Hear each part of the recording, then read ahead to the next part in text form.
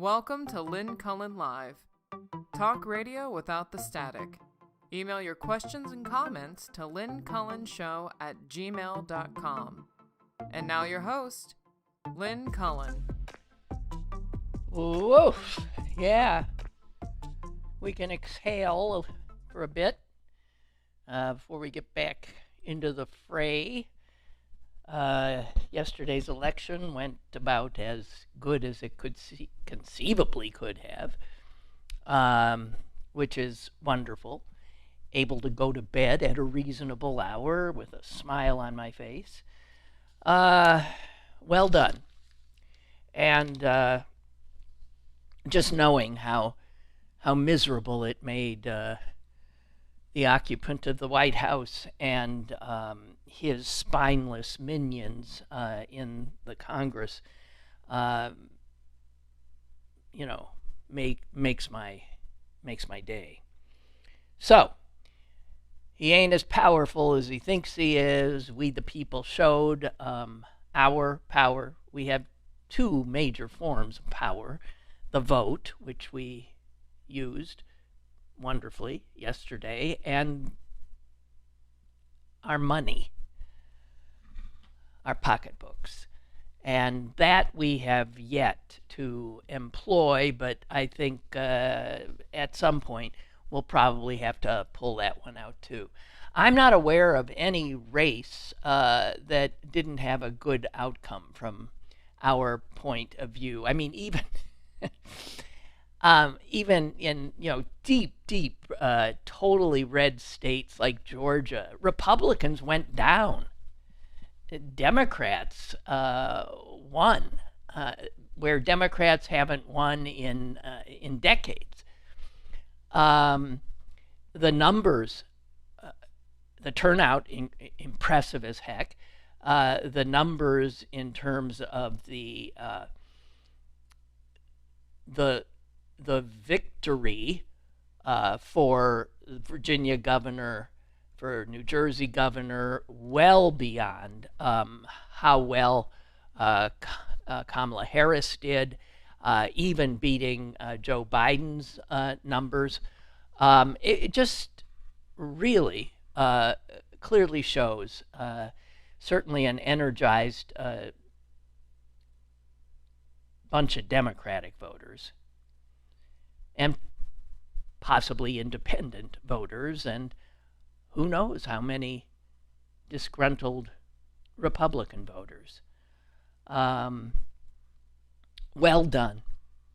So we here in Pennsylvania now know that heading into the all-important election in 1 year, the midterm election, where we've got to take back control of the Congress, well, we've got some, we're going in as strong as we can, with California voters ensuring that we will be able to match the Republicans in their gerrymandering frenzy.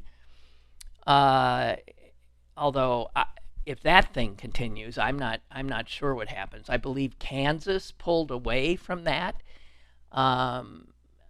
And that's obviously a pretty red state. I don't know. And we have a Supreme Court in Pennsylvania now that is comprised of a strong majority of sane human beings, sane and serious human beings. All that's good. Mamdani, impressive as hell, getting over 50% of the vote, and New York seeing the highest number of voters turning out in a mayoral election since, 1522. I mean, just unbelievable. And that bespeaks energy, which is good. And we know that energy is coming mostly from younger Americans. So, my God, women elected. There are an awful lot of women governors now. And a Muslim is the mayor of New York City,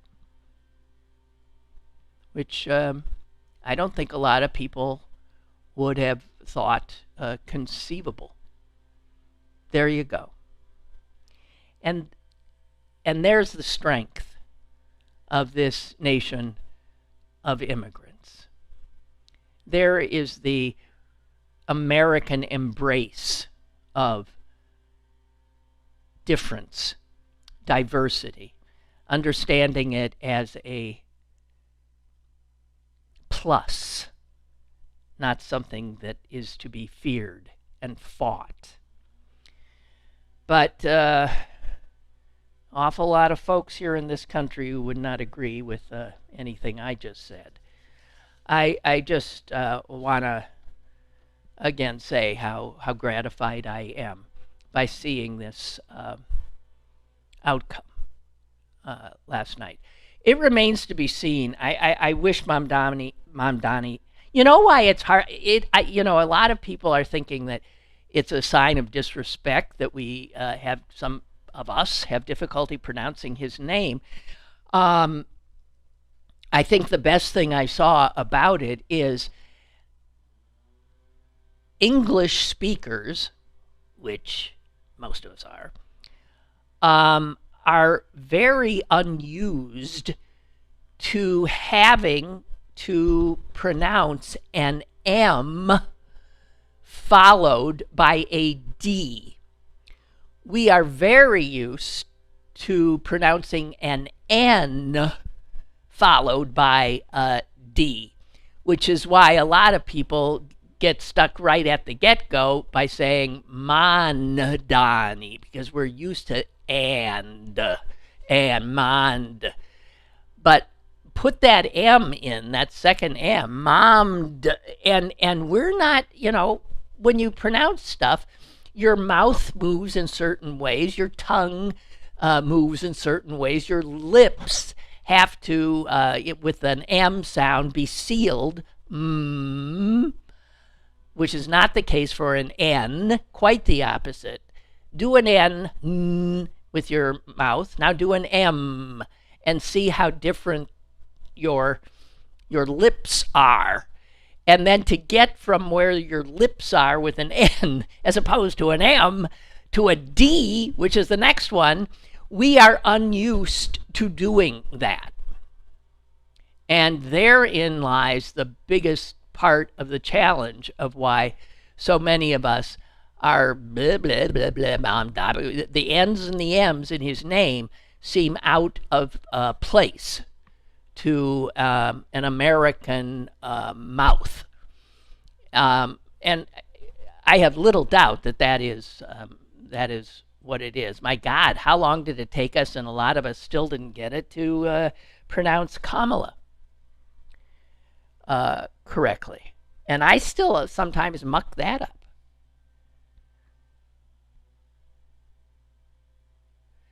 But that's to me, that is the wondrousness of this nation. I was making an appointment on the phone for a doctor's appointment. And I was asked what the doctor's name was, and I tried to pronounce it. I'm not sure if I was pronouncing it right, because an awful lot of doctors, I think you'll agree with me now, have what sound to us to be foreign names. They're Asian. They're, mostly I think it's Asians that have gotten us. Asian, Indian. And those are names that we cannot generally look at them and do them trippingly off the tongue. But that's the wondrousness of this country, this what used to be, at least in our PR materials, open-armed country. Give me you're tired, you're poor. But the woman who was on the other end of the line, who was trying to make the appointment, sort of chuckled and said, "It's very difficult these days," she said, "that no one can pronounce, somebody asks for a doctor, they're not sure how you pronounce it, they can't even spell it, I don't know on this end." And she was struggling actually with a name that was an Eastern European Jewish name, which also is a bit of a mouthful. But so, yeah, gone are the Smiths and Jones. And instead, this multisyllabic nation of names that are not necessarily known to us. Richard says, elections in 26? I wish I had your optimism. Man, when I get accused of optimism, we know things are getting weird. 26. Yeah, that's 1 year away.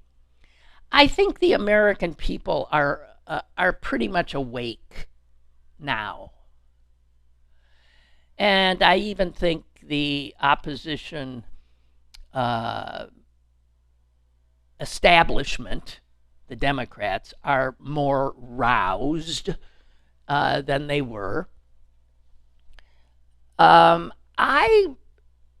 am somewhat optimistic. I am not going to so easily now discount our ability to push back. Mamdani said in his acceptance speech last night something which I wish I'd written down. I loved it. It was so, wow, in your face to Trump. It was something like, fine, you want to come after me? Because they're going to use him as, saying, this is the Democratic Party. They're socialists. They're commies, right? He said, come on, you want to come after me? You're going to have to, he said something like, you're going to have to get through all of us. And the place went nuts. I just feel like, Trump taking on New York City, which he'll do, might be a very interesting case. I don't know. We're in for a hell of a year.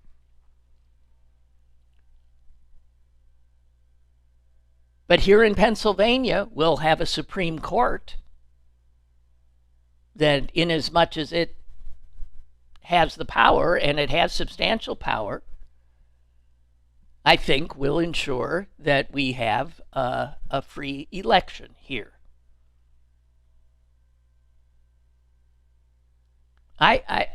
I'm sorry. You see, it doesn't take much to make me optimistic. I have no doubt that the Republicans.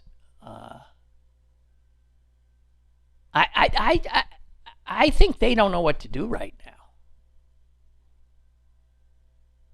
And there's a lot of division beginning to show in their camp. That's often what happens when, you're in power. There's a division of, astonishingly, how right-wing they want to be. Whether they want to go full-on Nazi, like Fuentes, and to embrace that, or to shun it. I mean, you've got a real fissure developing there. And that kind of division generally doesn't strengthen a party. And overreach, which they're certainly engaged in on a scale never seen before, is usually also a precursor to pushback from the American people, who are by nature, I think, relatively moderate and fair-minded. And there's enough of us who still have a memory of what a functional government looks like. Younger Americans don't have that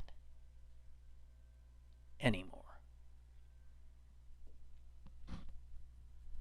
I don't know.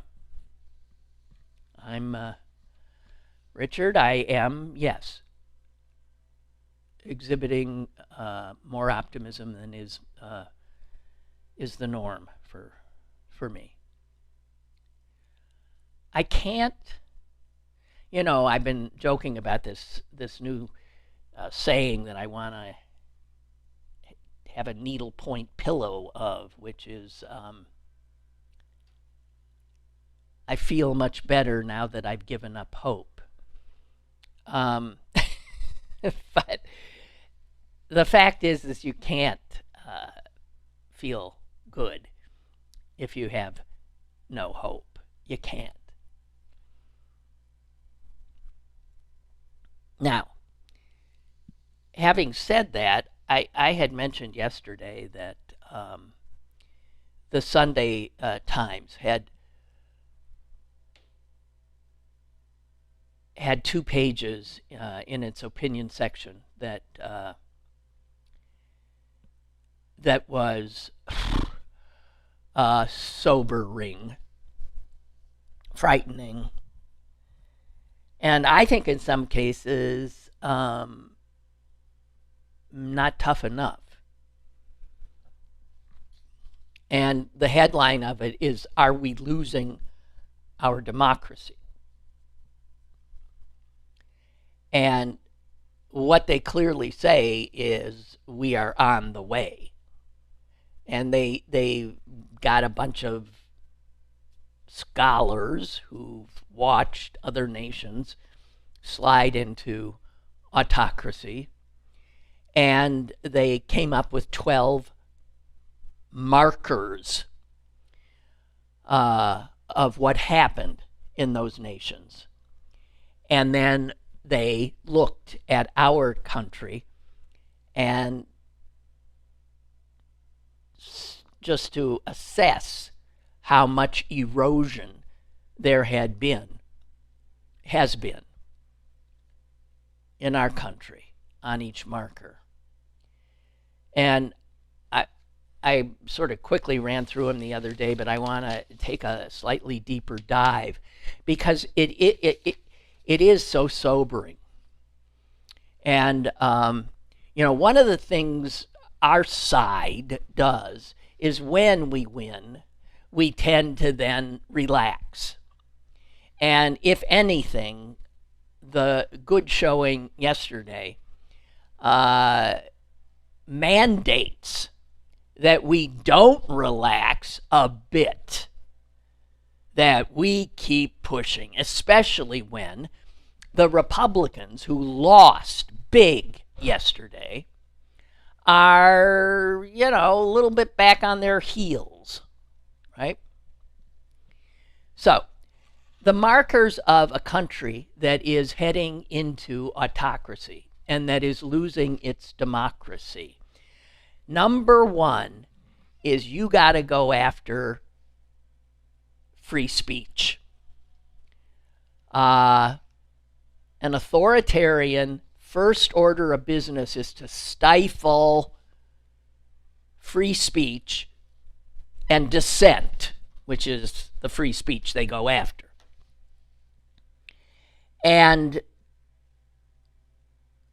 the fact that I'm here doing this show, still, this little piddling show, but that there are bigger shows, and the fact that we can still say what we think, speak truth to power in this country, shows that we still have a measure of freedom of speech.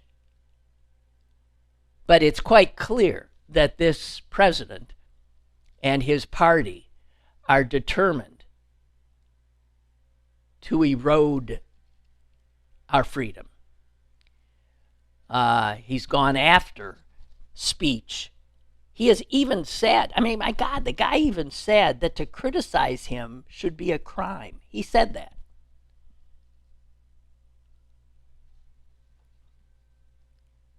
And it's clear that the goal of much of his attempt to stifle speech is to create fear so that people self-censor, so that people are reluctant to say what they're really feeling. Because anyone who's ever spent any time in a country that does not have freedom, you know that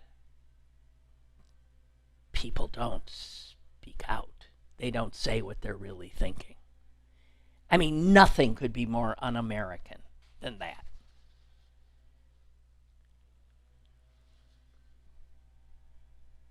And the obvious thing is he's showing, you say stuff that I don't like, I'm coming at you. Right? I mean, he's even prosecuting people or saying he's going to. Okay, so we've done some sliding in that one. The second one is an authoritarian persecutes political opponents. Well, that's again part of it. So he's actually gone after now those who dared to speak out against him.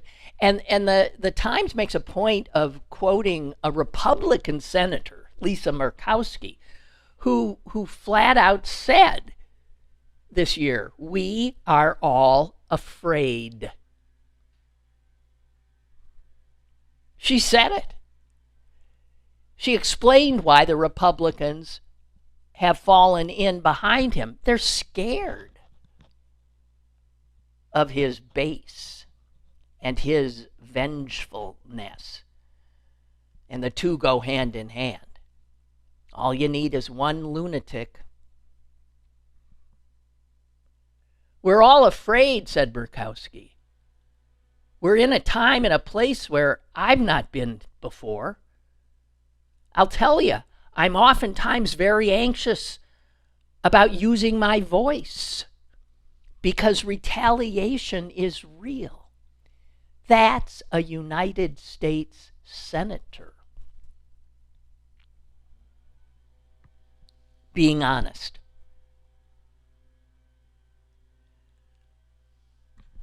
So, we know that the targeting of his enemies is definitely going full throttle. Ask Jack Smith, Letitia James, Comey, and there'll be many more. And a third marker is an authoritarian bypasses the legislature. Well,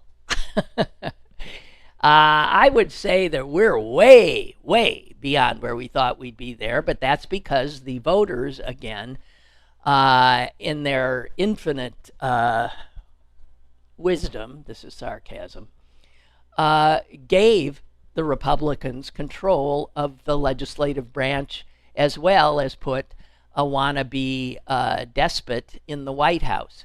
And it results in a legislative branch that is has ceded, literally, its power.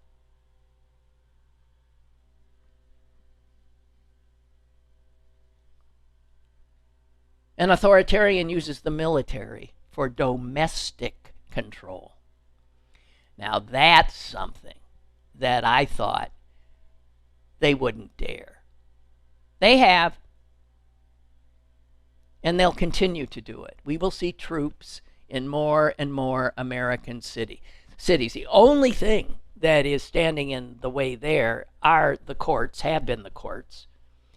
But ultimately, the Supreme Court, and we'll get to the Supreme Court today, which is going to be hearing whether the case against Trump's use of tariffs, his unilateral imposition of tariffs as a absolute usurpation of a congressional, not an executive branch, power.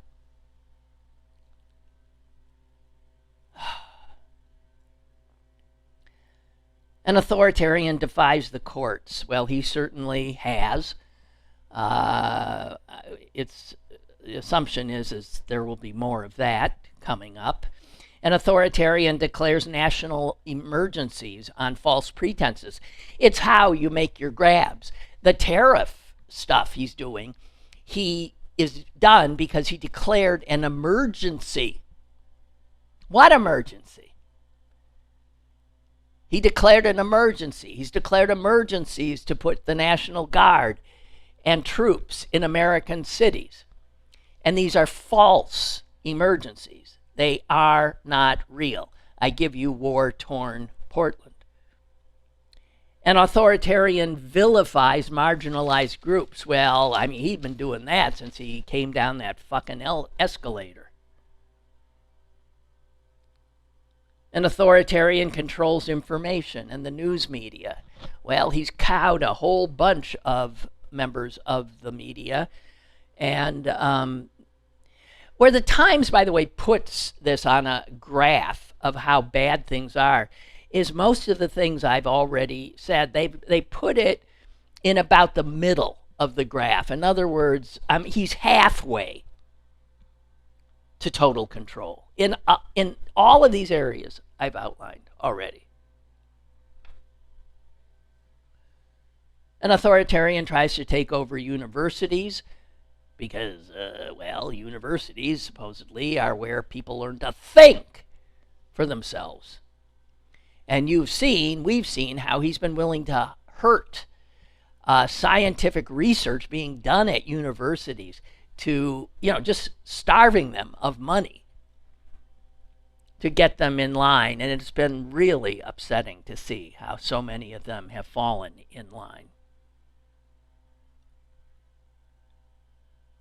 The last three are an authoritarian creates a cult of personality. Well, he's well along on that baby. They got that at he's 75% to the end. The South Koreans, was it the South Koreans or the Japanese, giving him that crown? You gotta be kidding me. Wow.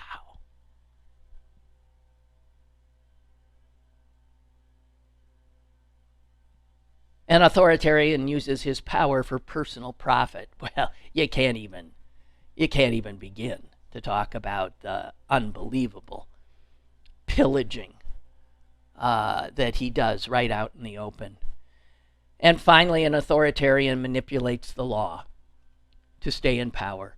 And that's why Richard said, you think there's going to be an election in 26? Well, we'll see. The clearest sign, says the Times, that a democracy has died is that a leader and his party make it impossible for their opponents to win an election.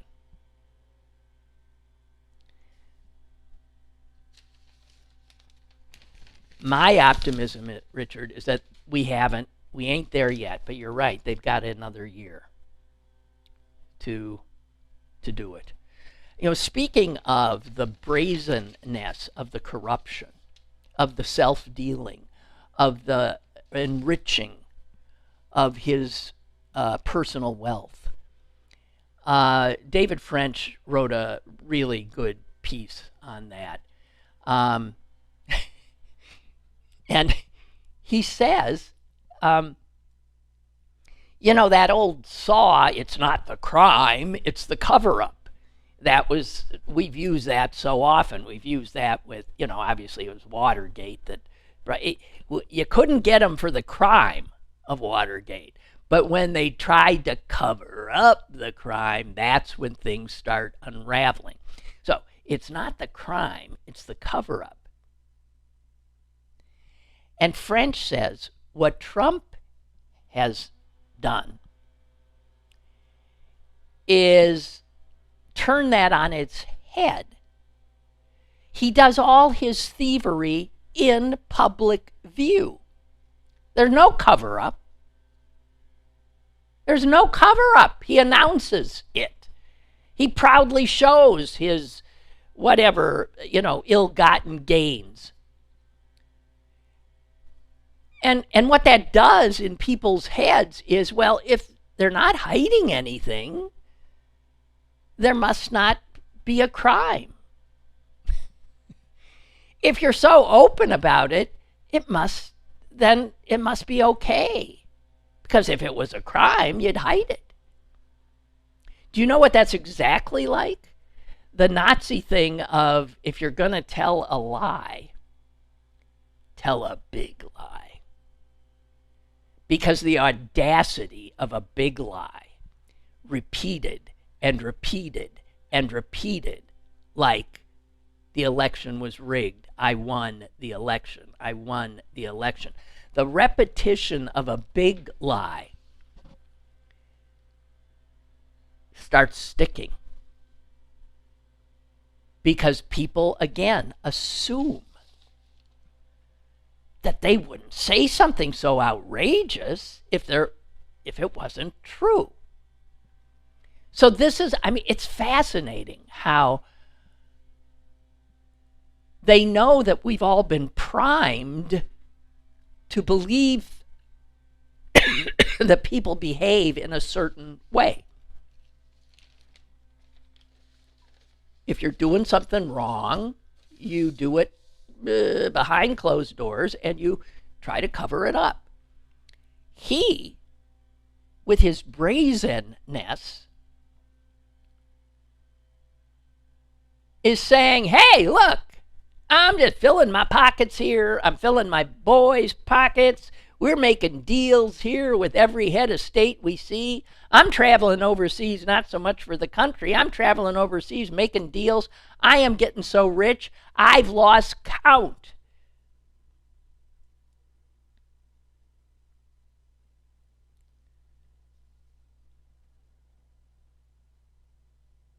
He's improved his. He's made almost $4 billion more than he had before he was president. And it's not just financial stuff. It's, the pardoning of obvious criminals, the rewarding of criminals, the fact that, he let Santos out. He let Santos out of prison and flat out said on Truth Social, because he always voted Republican. So he's made clear that, the crime is to not be Republican. The law applies to Democrats, not to Republicans. And what the spineless Republicans say when questioned about his obvious corruption, they say, look, here's Mike Johnson. Well, you look at the Bidens, they were trying to conceal, and they repeatedly lied about their crimes. Whatever President Trump is doing is out in the open. He's not trying to conceal anything.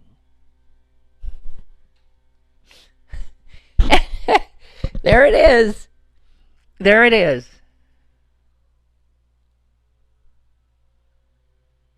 And David French says, gosh, it's as if Johnson is arguing that a bank robbery is a crime only if the bank robber wears a mask.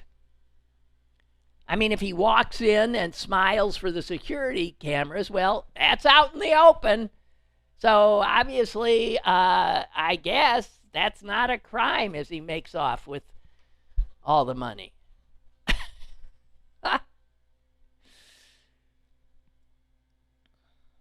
And the other part of it is that back to the Steve Bannon quote of, just flooding the zone. If corruption is so constant and so open and so right in front of your eyes, it becomes difficult to, you stop reacting.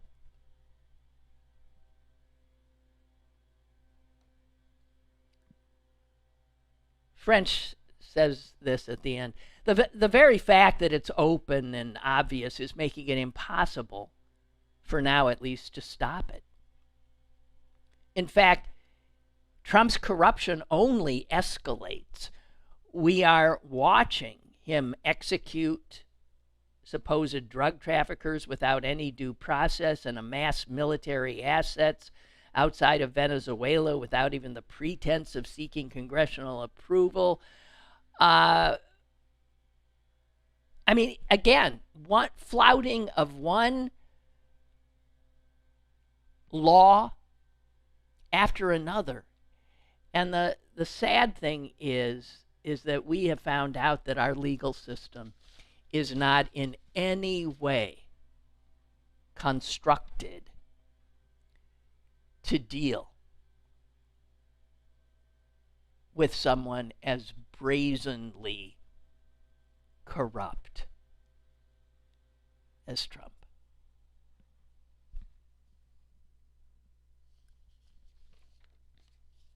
God. So yeah, the Supreme Court, are they hearing that right now? The tariff case.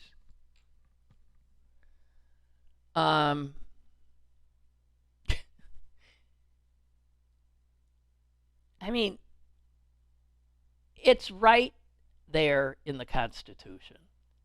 It is not the president's prerogative to institute tariffs. And this Supreme Court, made up of all these so-called originalists, the conservatives, what are they going to do? Because it's unmistakably written right there in the Constitution that the Congress has the authority to lay and collect taxes, duties, imposts, and excises.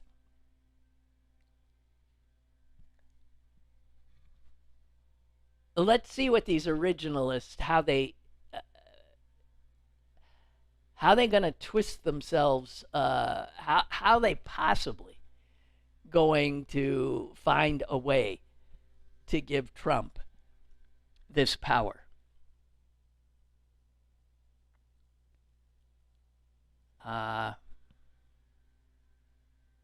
It'll be interesting to see. And I have to tell you, I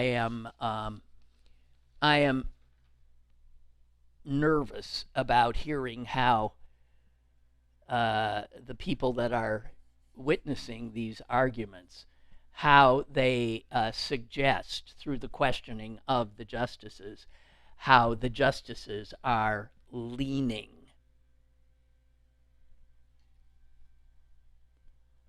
really. He always has two in his pocket immediately. We'll see. And who's making the people behind the case, by the way, the people who have brought this case to the court are his own voters. Again, I'm saying there are fissures, there are divides opening with his overreach. A lot of people who voted for this guy voted for him because they like a lot of what he's doing.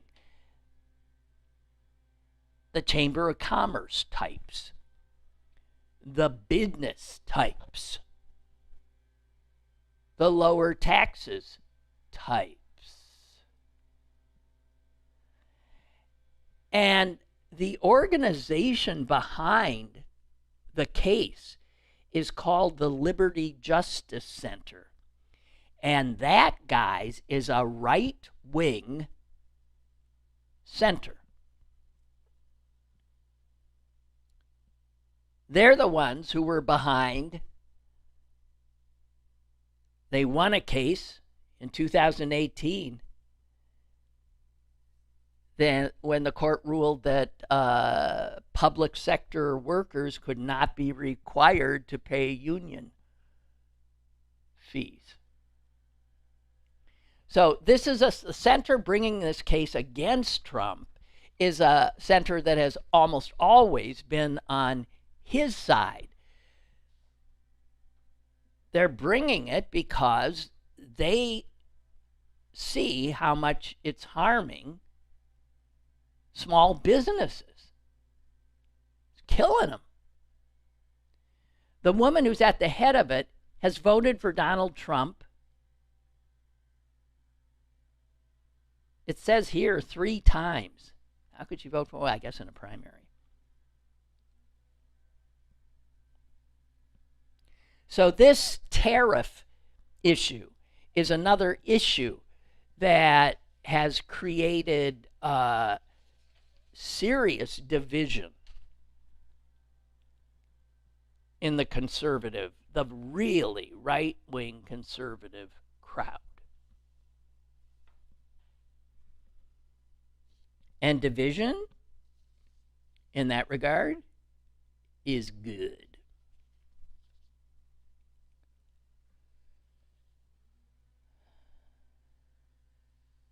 Do you know what the average, the median age for MSNBC viewers is?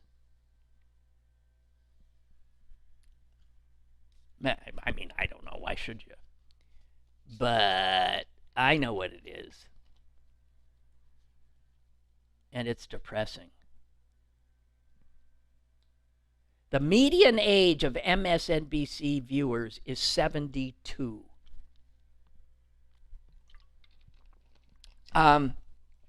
Let me tell you. There ain't no advertiser. That's why all you see are, drug ads. 72. The only people watching them are old farts. I'm telling you, as an old fart.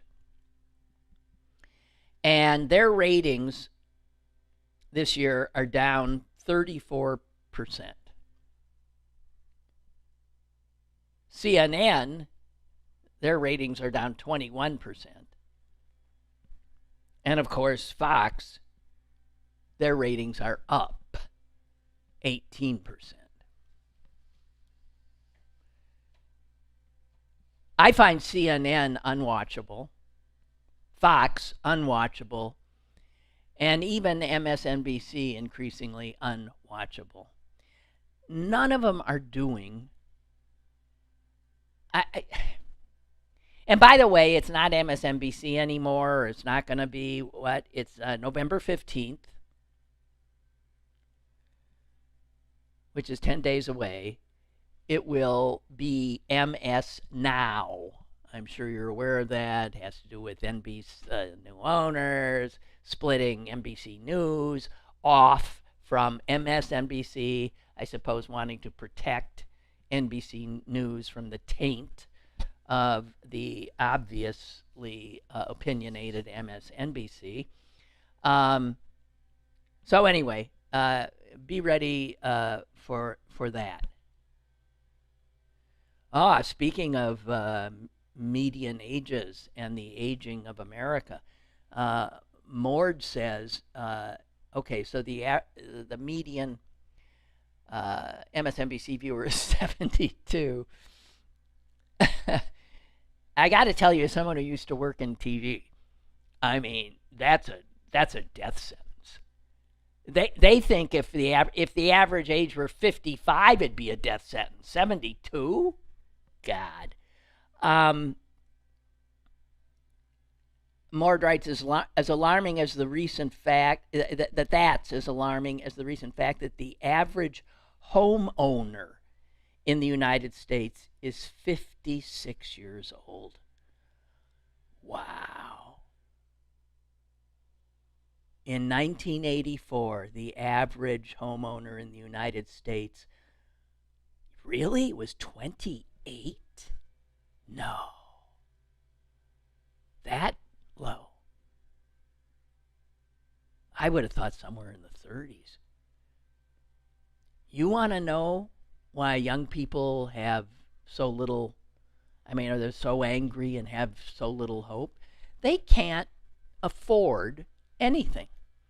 Affordability, what Mamdani ran on, is the issue. That's the winning issue. That's it. Affordability. Because most people ain't getting paid enough. Most people can't afford things that their parents and their grandparents could afford.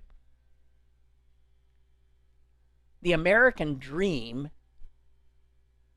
is dead. It's a fantasy now. And the political class, being made up of elitists who are making good money, unlike the majority of Americans, don't realize it, don't know it.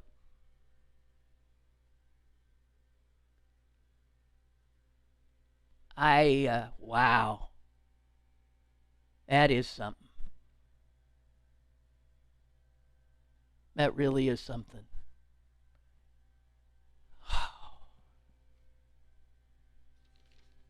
Took the wind out of my sails. That's the issue. Not identity politics. Not even abortion. Not even, well, I think the two issues are obvious corruption. And because the corruption being out in the open can be used. They can be, you don't have to unmask it. There it is. And people, people who can't afford to feed their kids anymore and who are being denied the little bit of help that the government used to give them, all that. My God. Affordability is the issue. Got to talk to people where they're living, where they're struggling, where their stress and anxieties are.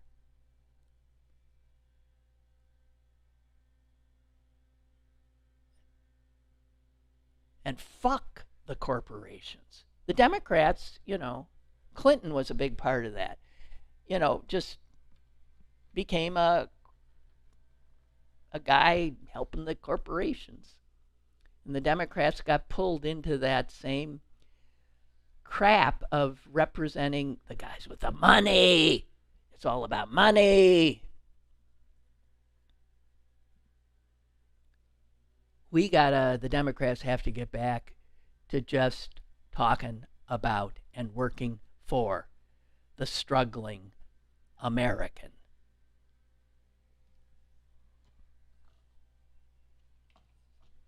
Seems to me. Okay, so there's that Supreme Court thing going on today. And there's another trial going on in D.C. I don't know how aware you are of this, but I wanted to just bring you up to date. It's this one is not in front of black-robed judges. This one is in front of a jury of regular American folks. But it is a federal case being argued by representatives from Trump's Department of Justice. And the person on trial is a guy named Sean Dunn.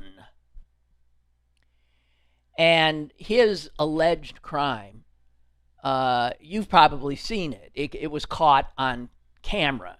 You know, you got to wonder, and a crime is caught on camera. Wouldn't that be pretty much a slam dunk for the prosecution? Look, there he is. There he is. There it is. But the fact is that the Trump's Department of Justice went after this guy already once before. They charged him with a felony assault. And I can't remember what happened. They were laughed out of court. The even with the video, nothing happened. So they came back. And they decided to make it a misdemeanor. Okay, so now it's a misdemeanor, but it's still a federal crime. What he did. And what he did, I'll come clean. This is the guy who threw a Subway sandwich he had just bought. The Subway store is right there in the video. There's the Subway store. There are a bunch of guys in camouflage in front of it. And there's Mr. Dunn in shorts, with a Subway sandwich he'd just gotten in his hands, and he's screaming at one of the people in uniform. And then he throws the sandwich at the guy. And since he was like all of 5 inches from the guy, I mean, it was a hit. That sandwich definitely hit the guy. So this is now before, can you imagine the jury trial going on? In fact, yesterday, it started yesterday, his attorney, the defense attorney, told the jurors,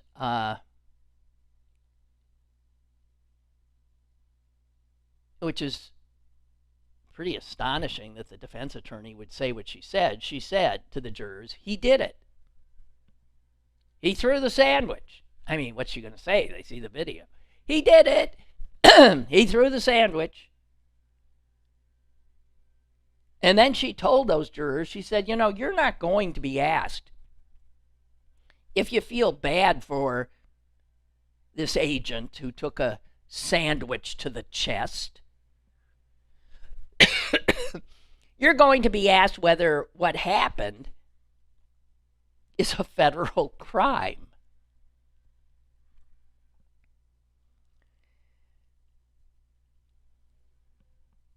I can't believe these jurors are going to do anything but let him walk. The agent who took the sandwich to the chest, thank you for your service, by the way, is a guy named Gregory Larimore. He works for Customs and Border Protection. Why is he in front of a Subway sandwich in Washington, D.C.? Well, because of a fake emergency that the wannabe king proclaimed and brought 2,000 armed people into the city, including this guy, who was standing in front of a Subway, not knowing what the hell he was there for. And he admitted on the stand yesterday that it was very unusual for him to be deployed in an urban setting in the field at night. He'd been 23 years in Customs and Border Protection. And the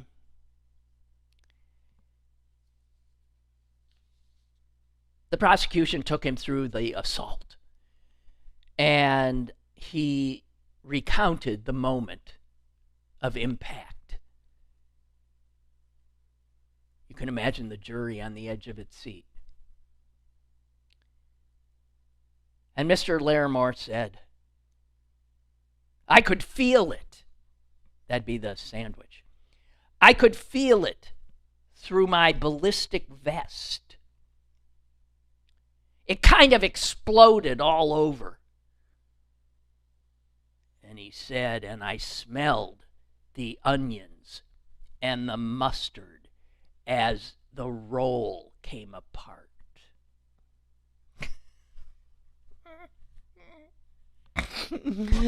Oh my God! Oh my God! Did I mention that this Sean Dunn, who threw his sandwich, was at the time employed by the Department of Justice, which is now has pulled out every stop it can to convict him. They already fired him. He was a paralegal. So he lost his job. But, this is a vindictive bunch. You can't have people throwing sandwiches in this country. You just can't. The New York Times reporter who drew the short straw and had to cover this trial yesterday said, for much of the morning, jurors heard the lawyers cite principles more commonly heard in kindergarten than in law school. The government lawyer in his opening statement, no matter who you are, you can't just go around throwing sandwiches because you're mad.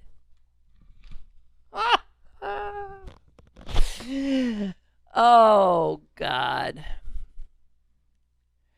Okay, so just one more thing about this. This is a nail-biter of a trial, and we'll know maybe today what the jury says. This, I don't think, is going to help the Justice Department. It turns out that since this horrific assault, the guy who was assaulted, who smelled of onions and mustard, if you were to go see him at his workplace, these guys have desks, when they're not in the field. He has a desk. And since this incident, which was, I don't even know when was this? In the spring? Whatever.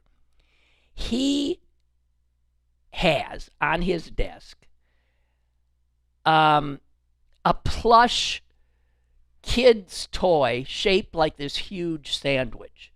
He has it on his desk, and he also has a patch that reads, felony footlong. So he is treating it like a joke. And quite clearly, it's a joke to him and his colleagues. He threw the sandwich. He took a sandwich to the chest.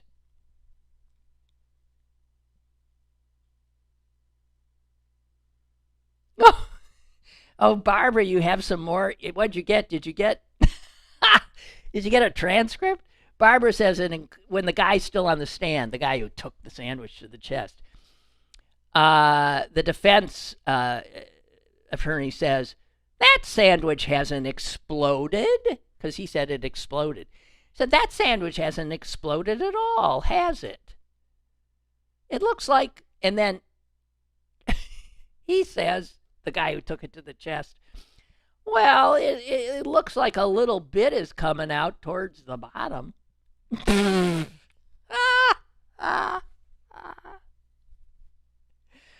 Oh, I don't know. May you live in interesting times. May you live in absurd times. I don't know. This is, thank God for as horrific, frightening, terrifying, consequential, mind-boggling what this administration is doing is. Thank God for, the clown car aspect that breaks through every once in a while so obviously, so clearly, and so delightfully. He took a sandwich to the chest. I wonder if that'll be what's on his gravestone. I wonder if he's got a medal. Wow.